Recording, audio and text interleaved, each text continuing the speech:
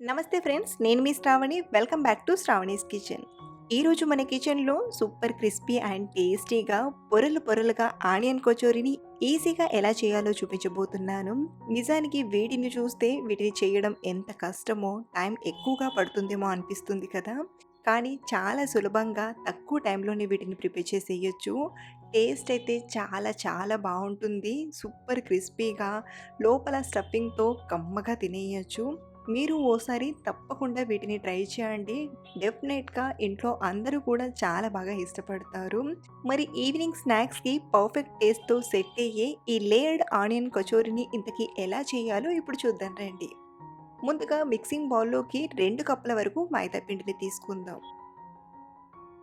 ఇందులోనే ఒక అర టీ స్పూన్ వాముని ఇలా అరచేతిలోకి తీసుకొని కాస్త నలిపి వేశారంటే వాములోని ఫ్లేవర్ అంతా కూడా బాగా తెలుస్తుంది. అలాగే రుచికి సరిపడా ఉప్పుని, 2 టేబుల్ స్పూన్ల నెయ్యిని తీసుకొని పిండిని ఒకసారి బాగా మిక్స్ చేసుకుందాం. ఇలా రబ్ చేసినట్టుగా చేస్తూ పిండంతా బాగా పట్టించండి. ఇలా ఒకసారి నెయ్యిని బాగా పట్టించాక నీళ్ళను కొంచెం కొంచెంగా వేసుకుంటూ పిండి ముద్దలా కలపండి. మనం ఈ పిండిని సాఫ్ట్గా కాకుండా కొంచెం సెమీ సాఫ్ట్గా కలిపి తీసుకుంటే కచోరీలు అనేవి చాలా ఈజీగా పర్ఫెక్ట్గా చేసుకోవచ్చు. కాబట్టి పిండిని కొంచెం సెమీ సాఫ్ట్గా కలపండి. చూడండి, ఇలా కలిపాక ఇప్పుడు ఈ పిండి నాని సెట్ అయ్యేంత వరకు ఒక 10-15 నిమిషాలు మూత పెట్టి పక్కన పెట్టేసుకుందాం. ఈలోగా ఇందులోకి స్టఫింగ్ని ప్రిపేర్ చేసుకుందాం. ఇంకొక బౌల్లోకి 1 కప్పు సన్నగా తరిగిన ఉల్లిపాయల్ని తీసుకోండి. అలాగే ఒక పావు కప్పు నార్మల్ అటుకుల్ని తీసుకోండి. ఉల్లిపాయలోని వాటర్ అనేది రిలీజ్ అవుతుంది కదా, ఆ వాటర్ని అబ్జర్వ్ చేయడానికి ఈ అటుకులు అనేవి హెల్ప్ అవుతాయి. సో ఇలా తీసుకున్న పావు కప్పు అటుకులను ఇలా కొంచెం క్రష్ చేసినట్టుగా చేస్తూ ఈ పావు కప్పు అటుకులన్నీ కూడా తీసుకోండి. ఇందులోనే 2 సన్నగా తరిగిన పచ్చిమిరపకాయ ముక్కలు, అలాగే 1 టీ స్పూన్ ఫ్రెష్గా దంచిన అల్లం వెల్లుల్లి పేస్ట్ని, అలాగే 2 టీ స్పూన్ల సన్నగా తరిగిన కొత్తిమీరాకును, అర టీ స్పూన్ కారం, రుచికి సరిపడా ఉప్పు, అలాగే అర టీ స్పూన్ ధనియాల పొడిని, అర టీ స్పూన్ జీలకర్ర పొడిని, పావు టీ స్పూన్ గరం మసాలా పొడి. మీరు కావాలంటే ఇందులోనే కొంచెం చాట్ మసాలా అయినా తీసుకోవచ్చు, లేదా ఆమ్చూర్ పొడినైనా తీసుకోవచ్చు. ఇక్కడ నేను ఆమ్చూర్ పొడి ప్లేస్లో అర టీ స్పూన్ నిమ్మరసాన్ని తీసుకుంటున్నాను. ఇలా కొంచెం నిమ్మరసం తీసుకోవడం వలన ఇదంతా కూడా కొంచెం చెమ్మ చెమ్మగా అవుతుంది.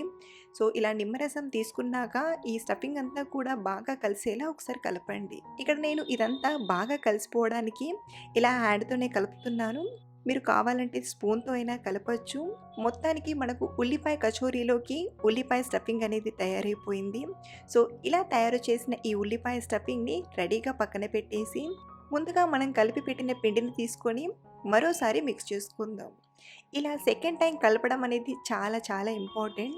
దీని వలన కచోరీ పైన బబుల్స్లా రాకుండా చాలా చక్కగా వస్తాయి. కాబట్టి ఇలా కొంచెం ప్రెస్ చేసినట్టుగా చేస్తూ ఒక 2-3 నిమిషాలు బాగా నీట్ చేయండి. ఇలా నీట్ చేసిన పిండిని ఇలా తీసుకొని కొంచెం పొడుగా, మీరు కావాలంటే చిన్న చిన్న బాల్స్‌లా అయినా చేయొచ్చు. ఇక్కడ నేను అన్నీ కూడా సేమ్ సైజులో చేయడానికి ఇలా కొంచెం రోల్ చేశాక వీటిని ఒక 4 పార్ట్స్‌లా కట్ చేస్తున్నాను. మీరు కావాలంటే 5 లేదా 6 పార్ట్స్‌లా అయినా కట్ చేయొచ్చు.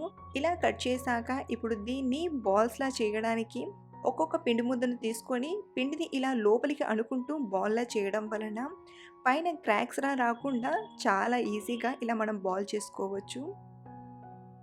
సో ఇలా 4 బాల్లా చేశాక ఒక్కొక్క పిండి ముద్దను తీసుకొని మిగతా పిండి ముద్దలు ఆరిపోకుండా మిక్సింగ్ బౌల్లోకి తీసుకొని కవర్ చేసి రెడీగా పక్కన పెట్టండి. అయితే ఇక్కడ నేను రోల్ చేయడానికి పొడి పిండిని వాడట్లేదు.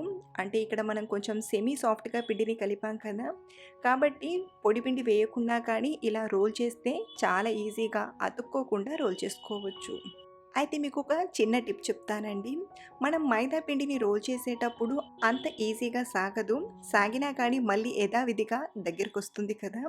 కాబట్టి ఇలా రోల్ చేసేటప్పుడు టర్న్ చేస్తూ 2 పక్కలా తిప్పుతూ బాగా రోల్ చేయడం వలన మనం ఈ మైదా పిండితో రోల్ చేసినప్పటికీ కూడా చాలా ఈజీగా రోల్ చేసుకోవచ్చు. అలాగే మనం దీన్ని మరీ పల్చగా అయినా రోల్ చేయొచ్చు, లేదా ఇలా చపాతీలా అయినా రోల్ చేయొచ్చు. ఇక్కడ నేను చపాతీలా రోల్ చేస్తున్నాను. ఇలాగే మిగతా అన్నీ కూడా రోల్ చేయాలి. ఇప్పుడు ఒక్కొక్క చపాతీని తీసుకొని ఇప్పుడు దీనిపై అప్లై చేయడానికి ఇక్కడ నేను ఇంకొక గిన్నెలోకి 2-3 టీ స్పూన్ల నెయ్యిని తీసుకుంటున్నాను. ఇందులోనే ఒక 2 టేబుల్ స్పూన్ల కార్న్‌ఫ్లోర్‌ని తీసుకొని బాగా మిక్స్ చేసుకుందాం. మీ దగ్గర కార్న్‌ఫ్లోర్ లేకపోతే ఈ ప్లేస్‌లో రైస్ ఫ్లోర్‌నైనా తీసుకోవచ్చండి. ఇలా బాగా కలిపామంటే మనకు ఇదంతా కూడా ఒక పేస్ట్‌లా ఇలా వస్తుంది. ఇలా తయారు చేసిన ఈ నెయ్యి పిండిని ఇప్పుడు మనం చపాతీ పైన అప్లై చేసుకుందాం. మనం తయారు చేసిన మిక్స్ అనేది 4 చపాతీలకు అప్లై చేసే విధంగా బాగా అప్లై చేయండి. ఇలా అప్లై చేయడం వలన ఒకదానికి ఒకటి అతుక్కోకుండా మనకు ఈ ఉల్లిపాయ కచోరీలనేవి పొరలు పొరలుగా చాలా చక్కగా వస్తాయి. ఇలా ఒక చపాతీకి బాగా అప్లై చేశాక దీనిపైన ఇంకొక చపాతీని తీసుకొని మళ్ళీ నెయ్యి పిండి మిక్స్‌ని అప్లై చేయాలి. ఇలా 4 చపాతీలకు బాగా అప్లై చేశాక ఇప్పుడు ఇలా దగ్గరగా ఫోల్డ్ చేస్తూ లూజ్‌గా కాకుండా టైట్‌గా రోల్ చేయండి. లూజ్‌గా రోల్ చేస్తే విడిపోయినట్టుగా అవుతుంది. కాబట్టి ఇలా టైట్‌గా తిప్పుతూ బాగా రోల్ చేయండి. ఇలా రోల్ చేశాక ఇది ఇంకొంచెం పెద్దగా అవ్వడానికి ఇలా రోల్ చేశామంటే ఇది కొంచెం సాగుతుంది. సో, ఇలా కొంచెం పెద్దగా చేశాక ఇప్పుడు దీన్ని మనం కచోరీలా చేసుకోవడానికి ఒక 1 ½ ఇంచ్ గ్యాప్‌తో కట్ చేసుకుందాం. మీకు కచోరీలు పెద్దగా రావాలి లేదా చిన్నగా రావాలి. దాన్ని బట్టి మనం పిండి ముద్దను చిన్నగా, పెద్దగా అయినా కట్ చేసుకోవచ్చండి. సో, ఇలా అన్నీ కట్ చేశాక కట్ చేసింది ఒకటి తీసుకొని అరచేతిని కొంచెం సైడ్‌కి అణుస్తూ ఇలా ఒత్తండి.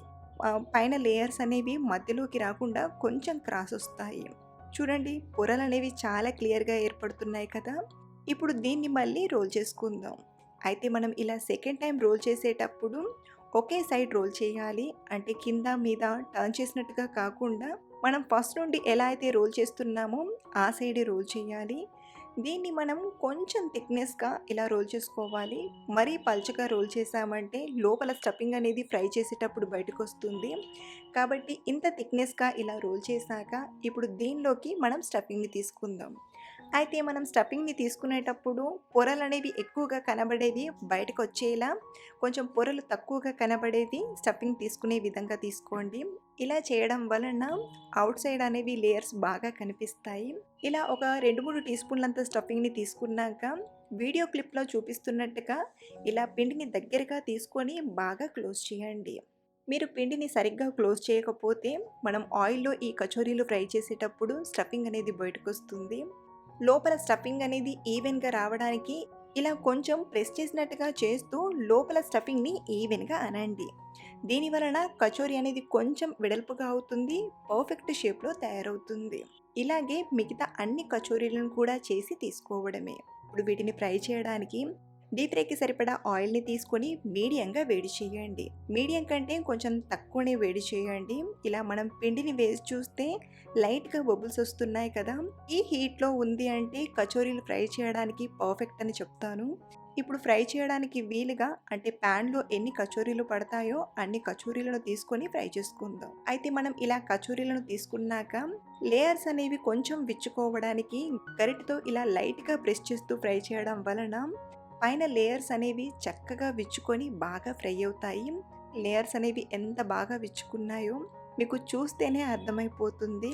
ఇప్పుడు వీటిని స్లోగా మరో పక్కకి టర్న్ చేసి బాగా ఫ్రై చేయండి. వీటిని మనం ఎక్కువ సార్లు టర్న్ చేస్తే క్రిస్పీగా విచ్చుకున్న పొరలనేవి విరిగిపోయినట్టుగా అవుతుంది. కాబట్టి స్లోగా టర్న్ చేస్తూ మంచి కలర్ వచ్చేంత వరకు మీడియం ఫ్లేమ్‌లో బాగా ఫ్రై చేయండి.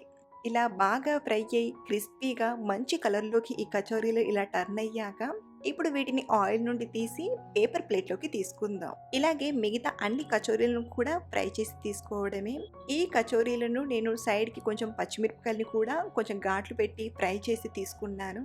సూపర్ క్రిస్పీగా ఎంతో టేస్టీగా పొరలు పొరలుగా ఉల్లిపాయ కచోరీ తయారైపోయింది. మా ఇంట్లో వాళ్ళైతే ఈ కచోరీలను చాలా బాగా ఇష్టపడ్డారు. మీరు కూడా ఈవినింగ్ స్నాక్స్‌గా అయినా లేదా సరికొత్తగా ఇంకేమైనా చెయ్యాలి అన్నా ఇలా పొరలు పొరలుగా సింపుల్‌గా చేసి ఉల్లిపాయ కచోరీని ఓసారి చేసి చూడండి. చాలా బాగా లైక్ చేస్తారు. ఈరోజు చెప్పుకున్న ఈ టేస్టీ రెసిపీ మీకు నచ్చితే ఈ వీడియోని లైక్ చేసి మీ ఫ్రెండ్స్‌తో షేర్ చేసుకోండి. అలాగే ట్రై చేశాక మీకెలా కుదిరిందో కింద కామెంట్‌లో నాతో షేర్ చేయడం మర్చిపోవద్దు. Thank you for watching.